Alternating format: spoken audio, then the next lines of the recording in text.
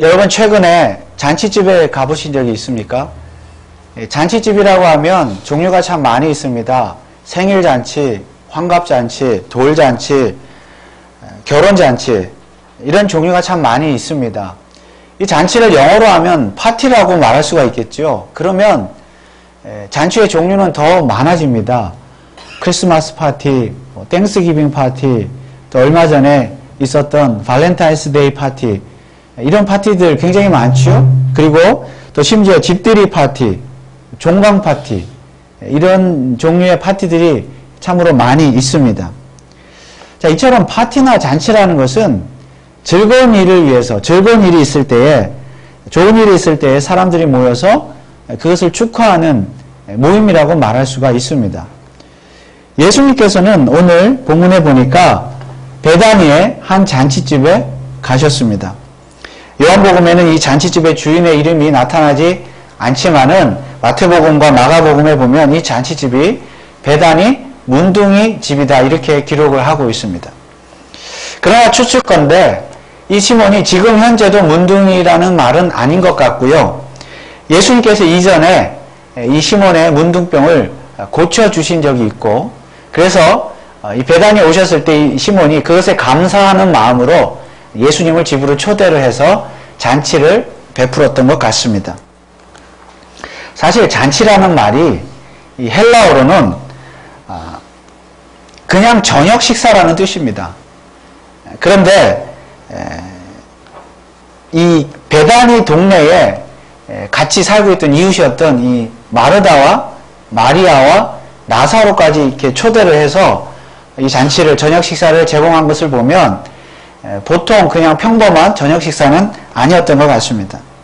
예수님께서 시몬의 병도 고쳐주셨고 그리고 죽은 나사로도 살려주셨잖아요. 그러니까 대충 음식을 준비해서 예수님을 저녁 식사를 대접하는 그런 식사 자리는 아니었다는 것이죠.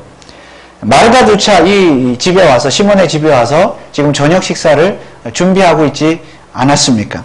게다가 같은 베다니 동네 사람들을 많이 이렇게 같이 초대를 한 것 같아요. 그래서 많은 동네 사람들도 불러서 이 잔치를 베풀었다고 한다면 말 그대로 동네 잔치라는 것이죠. 그러니까 성대하게 음식을 마련해서 예수님을 대접하는 그런 잔치였습니다. 그래서 오늘 이 한국말 성경은 우리가 원래 저녁 식사지만 이 잔치라고 한국말 성경이 번역을 한 것은 그렇게 또 잘못된 번역도 아니라고 생각이 되어집니다. 아무튼 동네 잔치를 열었어요. 시몬의 집에서. 잔치가 시작되었습니다. 그리고 이 잔치는 말 그대로 기쁘고 즐거운 잔치였습니다. 그런데 이 잔치가 한참 무르익어 갈 즈음에 전혀 예상치 못했던 일이 벌어졌습니다. 마리아라는 사람이 아주 비싼 향유를 갑자기 느닷없이 와서 이 향유를 예수님 발에 붓고 그리고 자신의 머리털로 그 예수님의 발을 씻었습니다. 누구도 예상하지 못한 일이었습니다. 자, 이때 또 다른 돌발 상황이 발생을 했습니다. 예수님의 제자인 가룟 유다가 이 마리아를 비난하며 나섰습니다. 5절에 보니까 이 향유를 어찌하여 300데나리온에 팔아 가난한 자들에게 주지 아니하였느냐. 아마 이랬을 때 이 순간 이 잔치집이 순간 썰렁해졌을 것입니다. 분위기가. 이때 예수님께서 다음과 같은 말씀으로 이 썰렁한 상황을 마무리 수습하셨습니다. 7절 말씀해 보니까 예수께서 가라사대 저를 가만두어 나의 장사할 날을 위하여 일을 두게 하라. 가난한 자들은 항상 너희와 함께 있거니와 나는 항상 있지 아니하리라. 자, 이처럼 예수님은 오히려 가룟 유다의 행동을 책망하셨습니다. 그 이유는 무엇입니까? 유다의 말이 아주 위선적인 말이었기 때문입니다. 6절에 보니까 이렇게 말하면 가난한 자들을 생각함이 아니요 저는 도적이라 돈 괴를 맞고 거기 넣은 것을 훔쳐 가밀어라. 여러분, 이 마리아가 본 나드라는 향유는 굉장히 비싼 향유라고 합니다.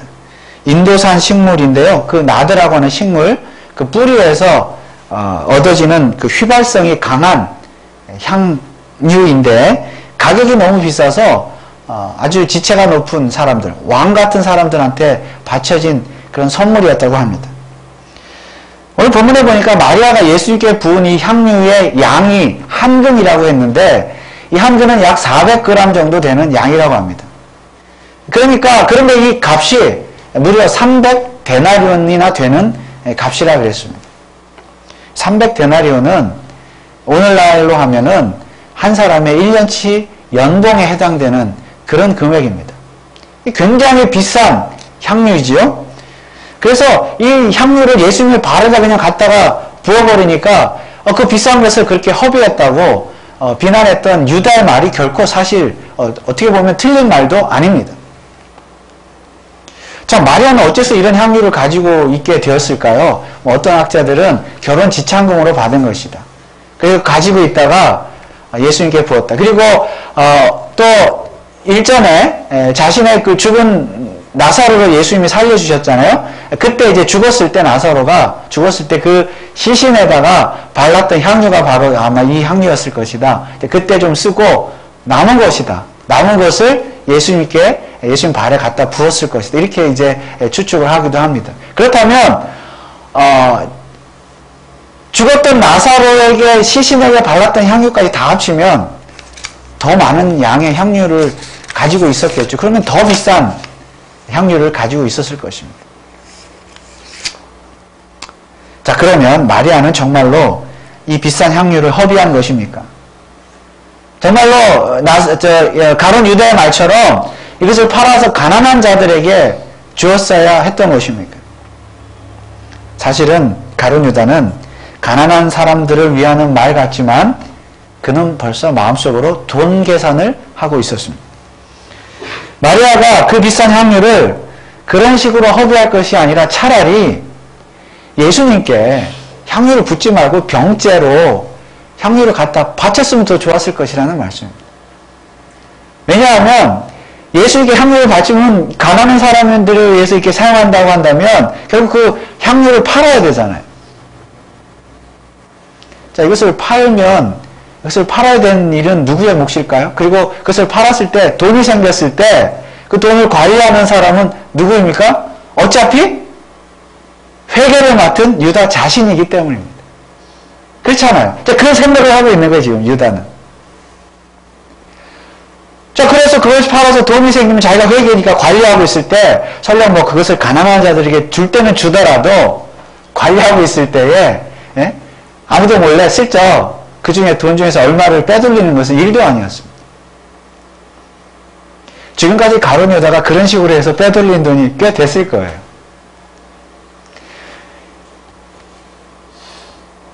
지금 가룟 유다는 지금 벌써 그 생각하고 있는 그 계산. 물론 마태복음은 가룟 유다 외에 다른 제자들도 일제히 마리아를 비난했다고 기록하고 있습니다. 근데 요한복음은 유독 이제 가룟 유다만 언급을 하고 있는데 그 이유는 무엇인가 하면 가룟 유다의 말은 정말로 위선적인 말이기 때문이었습니다. 가난한 자들에게는 전혀 관심이 없고 돈에만 관심이 있었다. 그런 자이기 때문에 요한복음은 그를 특별히 기록하고 있는 것이죠. 자, 물론 예수님은 이런 가룟 유다의 마음을 아셨을까요? 모르셨을까요? 아셨습니다. 그렇다고 해서 예수님께서 그 자리에서 즉시 유다를 책망하시지 않았습니다. 왜냐하면 이제 며칠 후면 예수님이 죽으십니까? 6일 후면 죽으세요. 11장 1절에 6월절 엿새 전에 그랬죠.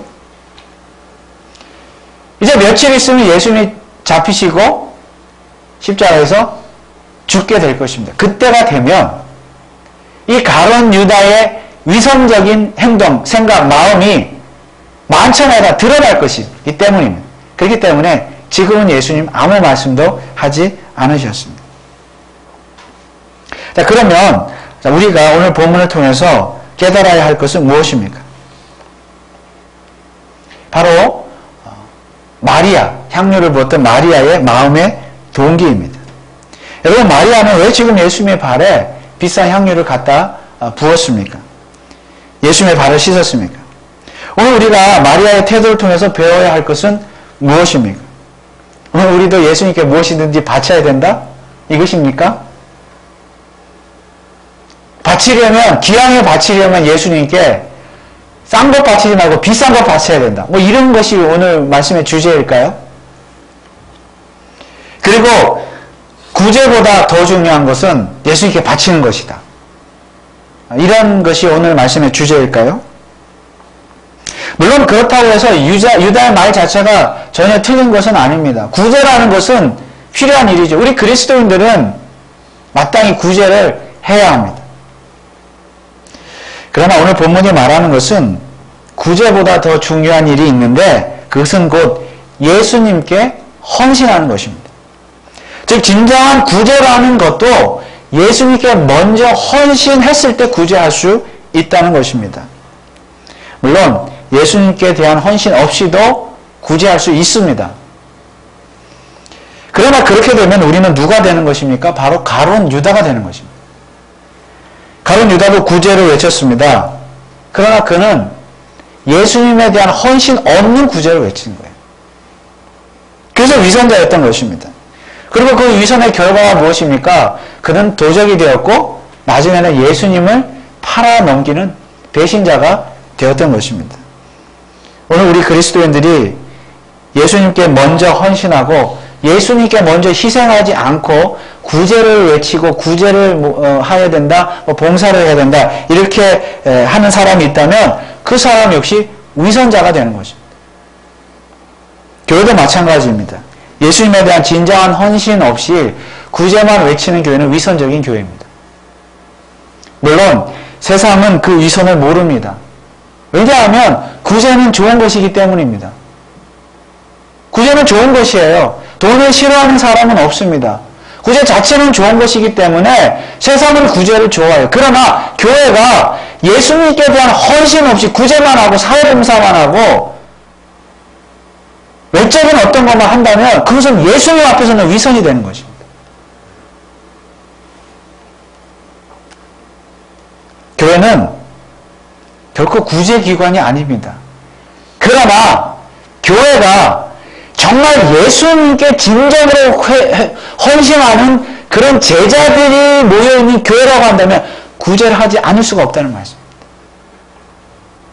뭐가 더 중요한 것이죠? 그래서 예수님은 교회의 위선을 아십니다. 성도들의 마음의 중심을 아십니다. 그렇다고 해서 예수님은 당장에 교회를 책망하지 않으십니다. 성도를 책망하지 않으십니다. 왜요? 나중이 되면, 마지막 때가 되면 그 모든 위선이 다 드러날 것이기 때문입니다.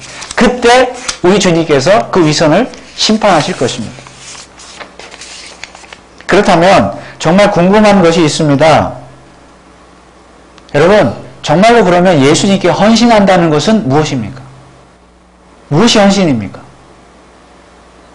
결국은 마리아처럼 예수님께 뭔가를 갖다 바치는 것이 헌신이라고 생각할 수 있습니다. 물론 그럴 수 있습니다.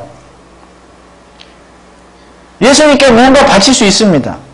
그러나 그렇다고 해서 오늘 본문을 가지고 이 마리아처럼 예수님께 많이 바치자, 헌금 많이 하자, 교회 헌금 많이 내십시오 이렇게 결론을 내린다고 한다면 그렇게 설교하는 목사도 그것을 믿는 성도도 다 위선자입니다. 가룟 유다와 다를 것이 없습니다. 왜냐하면 헌신을 돈으로 계산하고 있기 때문입니다.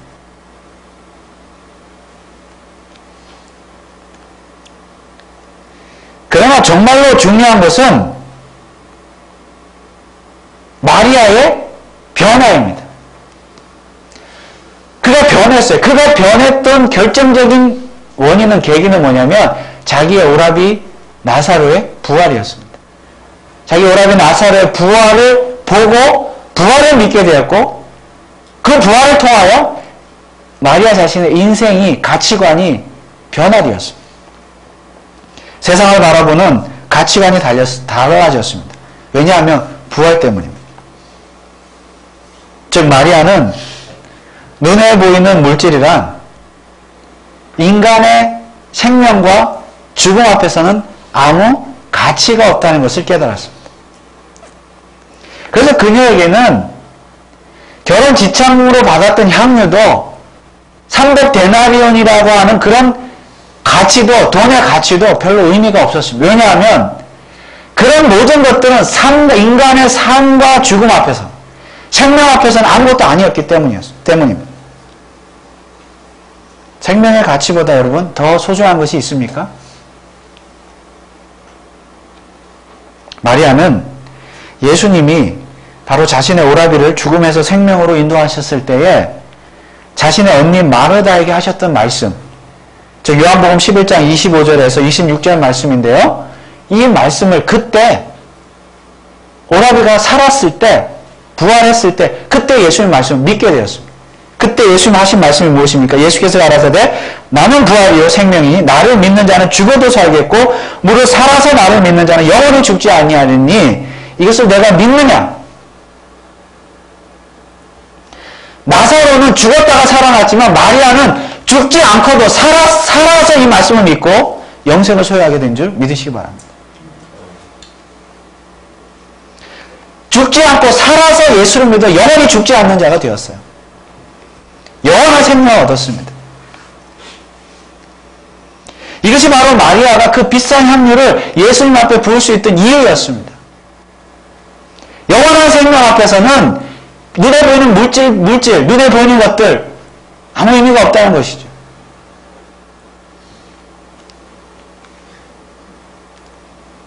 그러므로 사실 이 향유는 값이 얼마인가를 따질 성질의 향유가 아닙니다. 그 향유로 구제를 했느냐, 구제를 하지 않았느냐, 이것을 따질 문제가 아닙니다. 마리아의 행동 자체가 예수님에 대한 일종의 신앙 고백이었습니다. 어떤 신앙 고백입니까? 예수님만이 내 인생의 최고의 가치십니다. 왜냐하면 내게 최고의 생명, 영생을 주셨기 때문입니다. 신앙 고백이에요. 여러분, 그렇다면 예수님께 대한 진정한 헌신이란 무엇입니까? 물질을 갖다 바치는 거예요? 아니요. 그건 부차적인 일이에요. 예수님만이 내 인생의 최고의 가치임을 믿습니다라고 신앙을 고백하는 것이 최고의 헌신인 줄 믿으시기 바랍니다. 예수님만이 내 인생의 최고의 가치이기 때문에 예수님 외의 것들은 아무 의미가 없습니다. 라고 고백하는 것이 최고의 헌신입니다. 자, 이런 헌신이 있는 자는, 예수님께 대한 이런 최고의 헌신이 있는 자는 상대적으로 세상 것들에 대해서 별로 큰 의미를 두지 않습니다. 바로 그런 이유 때문에 향유도 바칠 수 있는 거예요. 바로 그런 이유 때문에 구제도 할 수 있는 것입니다. 내 돈을 쓸 수 있는 거예요. 내 가진 거. 왜요? 그런 것들은 최고의 가치들이 아니기 때문에 아깝지가 않은 거예요.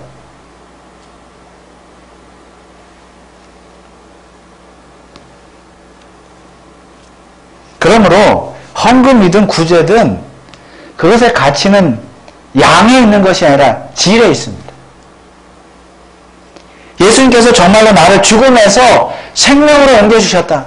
내가 영생을 주셨다. 그러므로 예수님만이 내 인생의 최고의 가치이다 하는 사실을 확실히 믿는 사람, 특별히 마리아처럼 부활을 믿는 사람, 내가 죄와 사망으로 죽었지만, 이미 죄 가운데 죽었지만 예수님께서 나를 죄 가운데서 다시 살리셨음을 믿는 그런 영적인 부활, 이미 영적인 부활은 우리가 경험을 했죠. 첫째 부활이라고 그랬죠. 그런 과거의 영적인 부활을 정말로 믿는 사람, 그리고 그 영적인 부활 때문에 장차 육체적인 부활도 내게 일어날 것임을 확실히 믿는 그 사람은 정말로 예수님께 헌신하는 사람이고, 그 헌신 때문에 교회에도 다른 사람들에게도 이웃에게도 구제도 하고 봉사도 하고 헌신할 수 있는 것입니다. 결국은 그 부활이, 그 부활신앙이 우리를 변화시키는 거예요. 부활신앙이 우리를 변화시킬 때 우리의 가치를 예수님께만 두게 되고 그 외의 것들에 대해서는 정말 아낌없이 우리가 다 사용할 수가 있게 되는 것입니다. 그리고 내가 부하든 가난하든 건강하든 연약하든 언제나 헌신할 수 있습니다. 그러므로 헌금이든 구제든 봉사든 그런 것들은 결코 물질로 하는 것이 아님을 깨달아야 합니다. 그런데 오늘 이 마리아의 행동은 자신의 신앙 고백에서 끝난 것이 아니라 결과적으로 예수님의 죽음과 장사를 준비하는 일이 되어버렸습니다. 왜냐하면 예수님은 정말로 엿새 후에 6월절의 어린 양으로 죽으시기 때문입니다. 물론 마리아가 예수님의 죽음과 장사까지도 미리 예상을 하고 준비를 하고 이 행동을 한 것 같지는 않아 보입니다. 그러나 설령 모르고 했다 할지라도 결과적으로 그것은 예수님의 장사와 죽음을 준비하게 되었습니다. 그렇다면 이제 다시 잔치 이야기로 돌아가서 이런 돌발 상황이 일어난 이후에 잔치는 그 분위기가 어떤 잔치가 되었을 것 같습니까? 역시 여전히 기쁜 잔치였을까요? 아니면 슬픈 잔치였을까요? 잔치라는 말 자체가 이미 기쁨과 행복이 포함되어 있는 말인데 사실상 오늘 이 잔치는 슬픈 잔치가 되고 말았습니다. 슬픈 잔치집이 되고야 말았습니다. 왜 그렇습니까? 기뻐할 잔치집에 예수님께서 예수를 위해서 잔치를 열었는데 예수님 뭐라고 말씀하세요? 내가 죽는다. 지금 예수님이 죽는다고 하는데 물론 그 말씀을 다 알아들은 사람들이 다 알아들었는지는 모르겠습니다만은 예수님이 지금 죽는다고 하는데 여러분 잔치집에서 나 곧 죽는다 진지하게 말하면 얼마나 분위기가 썰렁하겠습니까? 그리고 그 죽음이 정말 사실이라면 여러분 잔치집에 흥이 나겠습니까?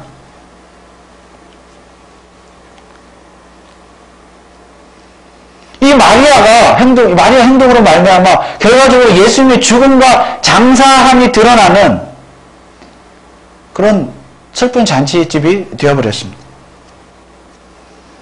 우리말에 잔치집에 찬물 끼얹는다는 말이죠.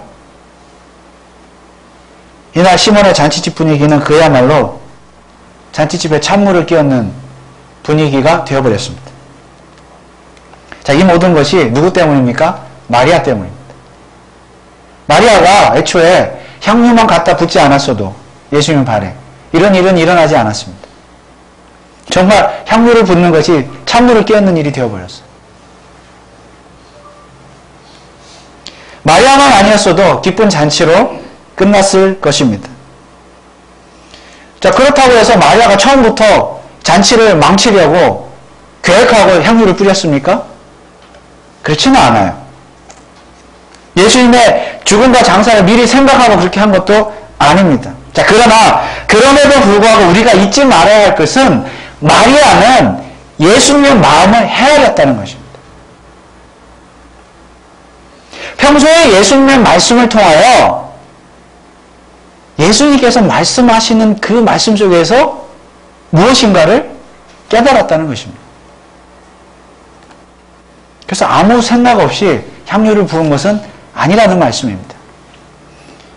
여러분, 마리아는 평소에 무엇을 느꼈을까요? 자, 우리가 잘 아는 대로 마르다와 마리아, 이 두 자매, 성경에서 비교하고 있죠, 항상? 그 언니 마르다는 예수님의 말씀을 듣는 것보다 봉사하는 일, 일하는 일에 더 관심이 많은 사람이었습니다. 일전에 예수님께서 자신의 집에 찾아오셨을 때 마르다는 열심히 일을 하고 있었죠. 마리아는 예수님의 발 앞에서 예수님의 말씀을 듣고 있었습니다.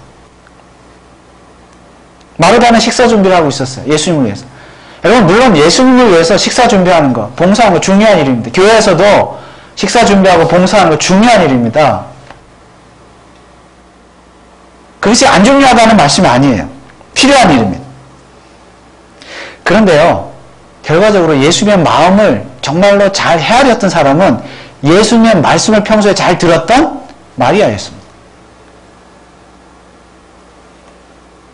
마리아는 예수님께서 예루살렘에 지금 가시는 이유를 알았어요. 즉 예루살렘에 가시는 길에 베다니에 들리셨잖아요. 베다니는 예루살렘 입구에 있는 마을이거든요. 예수님이 지금 예루살렘에 왜 가시는지 마리아는 알았습니다. 이유를. 그 이유가 죽기 위함인 것을 알았습니다. 언제 알았을까요? 사실은 일전에 예수님께서 자신의 오라비 나사로를 살리실 때 이미 예수님의 그 죽음을 눈치챘습니다. 요한복음 11장 33절에 보면요, 이런 말씀이 있습니다. 요한복음 11장은 예수님이 죽은 나사로를 살리신 장입니다. 거기에 이제 예수님께서 죽은 나사로에게 왔을 때 일어났던 일들을 기록하고 있는데, 요한복음 11장 33절에 보면 예수께서 그의 우는 것과, 이 그는 마리아입니다. 마리아의 우는 것과 또 함께 온 유대인들의 우는 것을 보시고 심령의 통분이 여기시고 민망히 여기사. 나사로의 죽음을 보고 사람들이 울고 있을 때에 예수님의 반응은 심령의 통분이 여기시고 민망히 여기셨다. 그리고 35절에 11장 35절에 예수께서 눈물을 흘리시더라.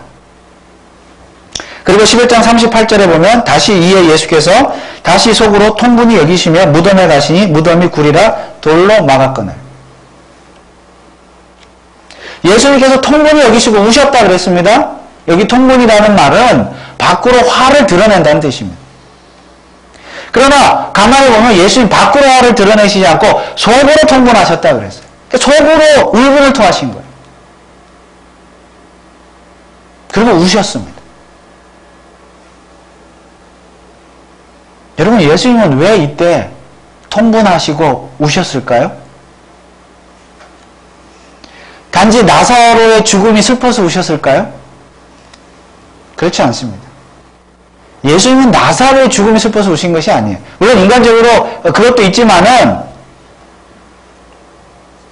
예수님은 장차 자신의 죽음을 내다보면서 슬퍼하며 우셨습니다. 자신의 죽음을 내다보면서 고통스러워하셨어요. 통분이 여기셨고 우셨습니다. 그렇다고 해서 자신의 죽음 자체가 슬프고 두려워서 우신 것이 아니라 자신이 죽을 수밖에 없는 현실, 즉 회개치 않는 이스라엘의 불신앙을 보시고 통분이 여기시고 우셨던 것입니다. 이스라엘의 불신앙 때문에. 그 이스라엘의 불신앙 때문에, 그리고 온 인류의 불신앙 때문에 죽을 수밖에 없는 현실, 그 인류의 죄. 그것 때문에 통분이 여기시고 우셨습니다. 그리고 이제 그 인류의 죄를 감당하시기 위해서, 죽으시기 위해서 이제 예수님이 가야 할 길을 가셨습니다. 바로 예루살렘. 그 가는 길에 베다니에 들리셨고 시몬의 집에 들리신 것입니다. 그렇다면 여러분, 지금 이 분위기가 잔치집 분위기인 것은 맞는데 예수님의 마음이 여러분 정말 기뻤겠습니까? 슬펐겠습니까? 마냥 좋으셨을까요?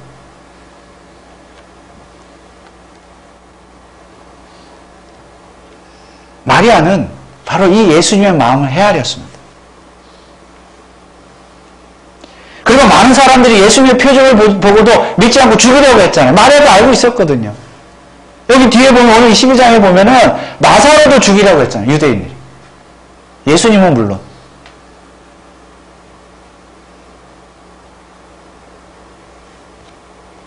사람들이 예수님을 죽이려고 하는 것. 그리고 실제로 예수님이 죽기 위해서 예루살렘에 가신다는 것.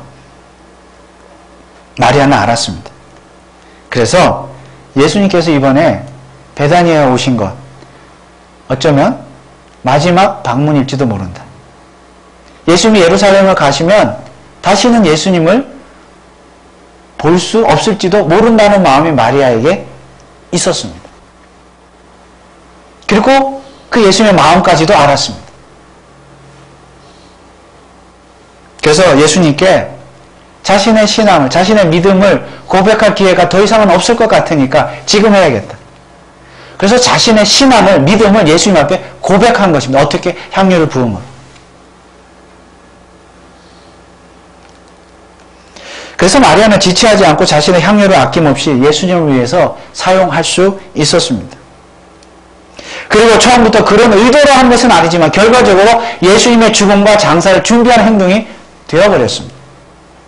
그래서 요한복음에는 기록되어 있지 않지만 마태복음을 보면 예수님께서 이 마리아의 행동을 이렇게 칭찬하셨습니다.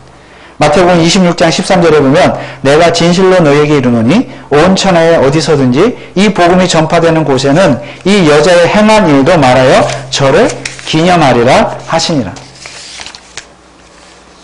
사실 교회는 항상 기쁘고 즐거운 잔치집이 되어야 합니다.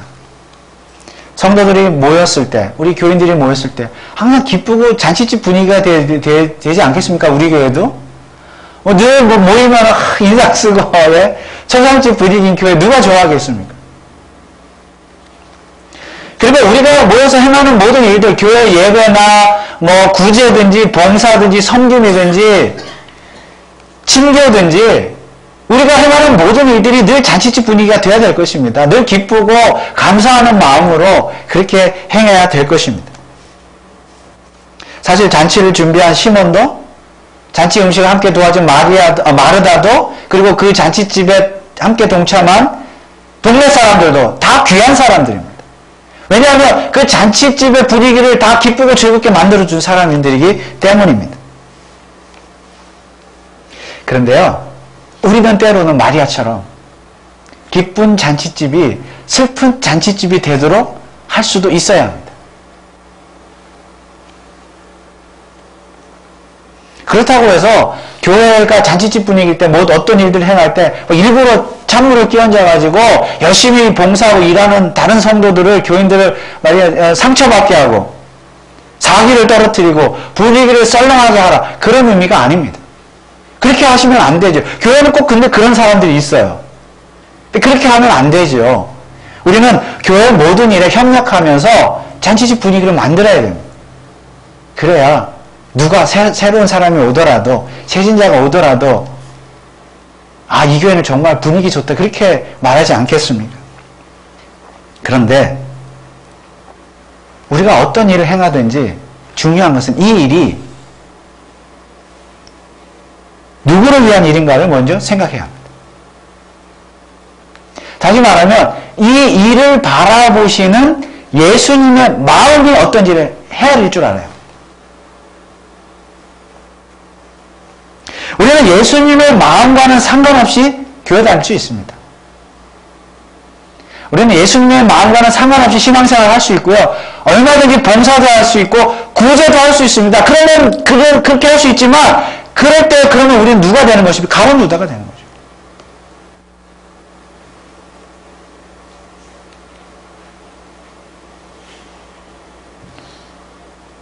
아무리 잔치 먹을 것이 많아도요, 기쁜 잔치집이라고 해도요, 예수의 마음을 헤아리지 못하면, 다시 말하 하나님의 뜻, 하나님의 마음을 헤아릴 줄 모르면 가룟 유다 똑같습니다. 다 돈으로 계산하고요. 무슨 말씀입니까? 결국은 내 유익, 내 만족을 위해서 한다는 겁니다.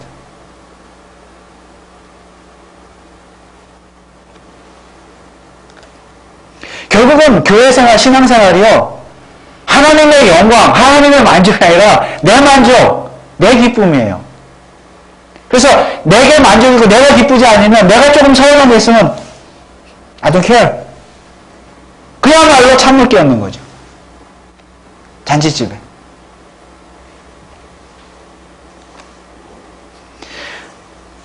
우리가 말한다, 하나님의 영광을 위해서 한다, 우리 주님을 위해서 한다, 헌신한다 하지만은 결국 내게 유익이 없으면,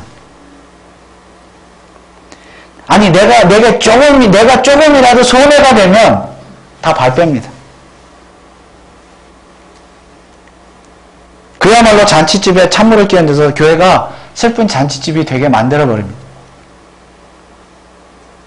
이런 사람은 아무리 구제를 외쳐도 정말 실제로는 구제할 마음이 없는 가룟 유다와 같은 사람입니다. 그러므로 슬픈 잔치집이란 내 마음이, 내 속마음이 가만히 생각해 보니까 실제로는 예수님이 기대하는 마음, 예수님의 마음과는 다르다는 사실을 깨달아서 그것을 슬퍼하는 잔치집이 슬픈 잔치집입니다. 그래서 나 자신의 이기적인 마음을 철저하게 회개하기 때문에 슬픈 잔치집입니다. 또한 슬픈 잔치집이란 나의 이기적인 마음, 나의 욕심, 이 마음을 보시고, 이 마음을 보시는 예수님의 마음은 얼마나 슬퍼하시고 통분히 여기시고 울고 계실까, 그 예수님의 마음을 알았을 때 내가 너무 부족하구나,